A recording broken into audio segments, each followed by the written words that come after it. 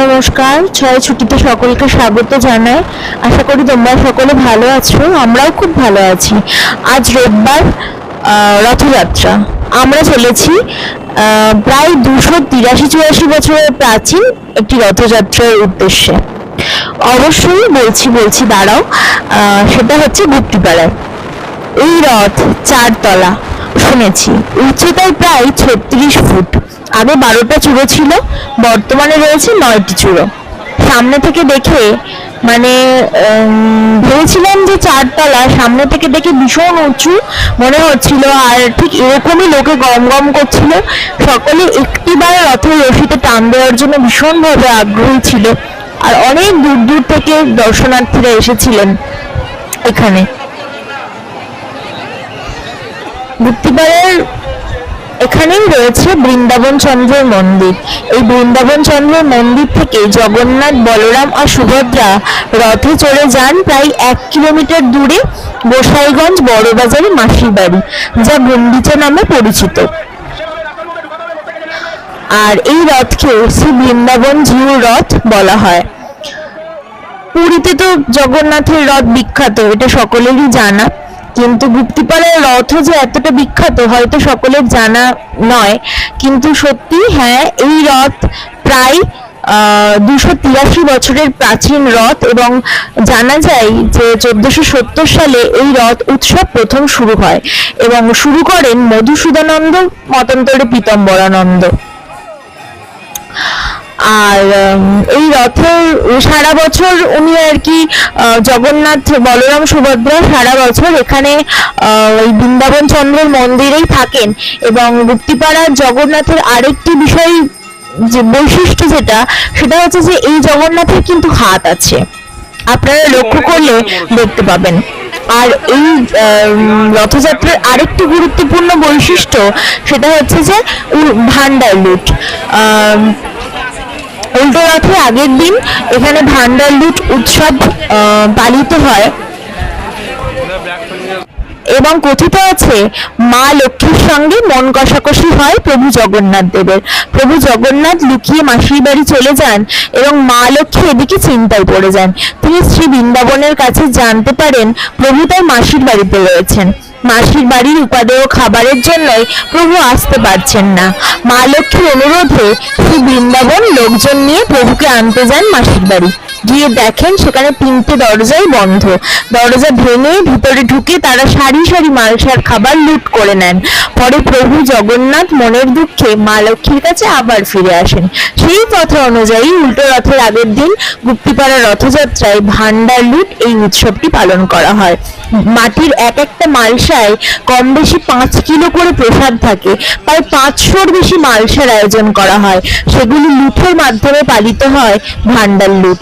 ভান্ডার লুটের জন্য গোবিন্দভোগ চালের খিচুড়ি, বেগুন ভাজা, কুমড়ো ভাজা, ছানার রসা, পায়েস, ক্ষীর, ফ্রাইড রাইস, মালপোয়া, সন্দেশ ও রাবড়ি সহ মোট 52টি খাবার 550টি মালসায় তৈরি করা হয়। ঠিক এরকম ভাবেই গুপ্তিপাড়ার রথযাত্রা অত্যন্ত প্রাচীন অথচ আভিজাত্যপূর্ণ হিসেবে এই পাশাপাশি সব গ্রামগুলির কাছে নাম করে আছে। শুধু গ্রামগুলি বলছি কেন, মোটামুটি মাহেশের রথের পরে এই রথ আমরা বলতে পারি। তবে একবার শোনা গিয়েছিল যে এই রথ আগে আরো বড় ছিল, এবং সেই সময় এই রথ গড়িয়ে গিয়ে বেশ কয়েকজন মারা যায় এবং কয়েকজন আহতও হন। তারপর থেকে এই রথ এখন ছোট করে দেওয়া হয়েছে। তারপরে আর একবার এই রথ গঙ্গায় ভেসেও গিয়েছিল বন্যার সময়। তারপরে এখন রথ মোটামুটি 4 তলা বাড়ির মতন করে দেওয়া হয়েছে। আর এখানে মাঠ জুড়ে বসে বিশাল বড় মেলা, আর এই মেলায় কি না পাওয়া যায় না, সব রকমই আছে, খাবার দাবার থেকে শুরু করে কেনাকাটার জিনিস। চলুন তাহলে মেলা ঘুরে দেখে নিই।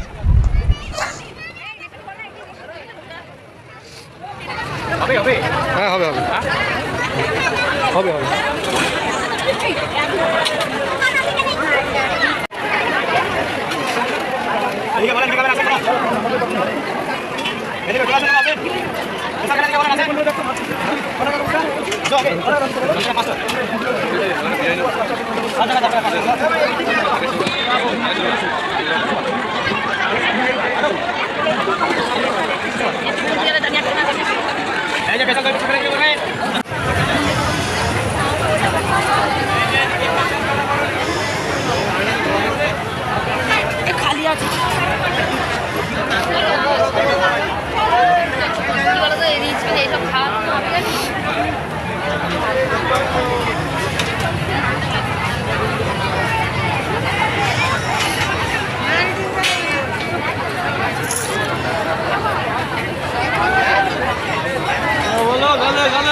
ফালতু কথা বলতে একটাই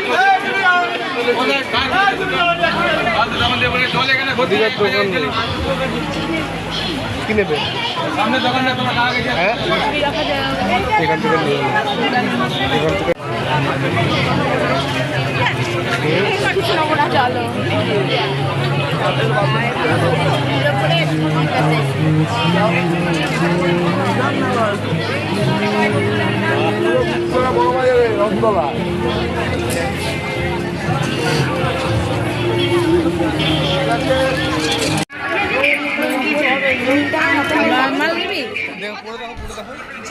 এই একটা লোভনীয় জিনিস। আমি যেহেতু গ্রামের মেয়ে, আমার বলতে কোনো দ্বিধা নেই যে আমার কাঁচের চুড়ি একটু বেশি পছন্দ, যেগুলো এখন এদিকে পাওয়াই যায় না অতটা।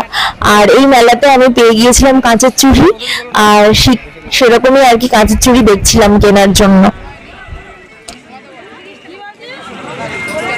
লাল না, এই যে এইটা এইটা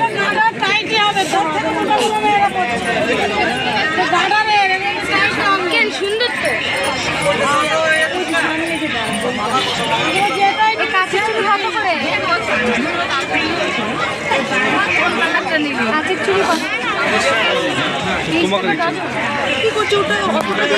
তো তোমার না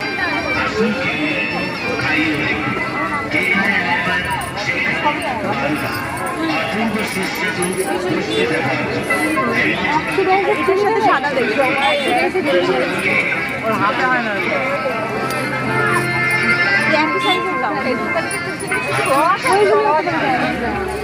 রকেট ছড়া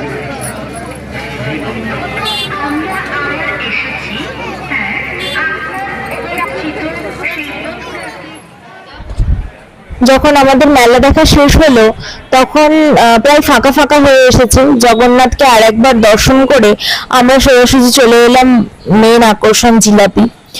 আজকে মতো এ পর্যন্তই, আমরা জিলাপি নিয়ে বাড়ির দিকে হাঁটা দিলাম। আর চলো, ভিডিওটা যদি ভালো লেগে থাকে লাইক, সাবস্ক্রাইব আর কমেন্ট করো। টাটা।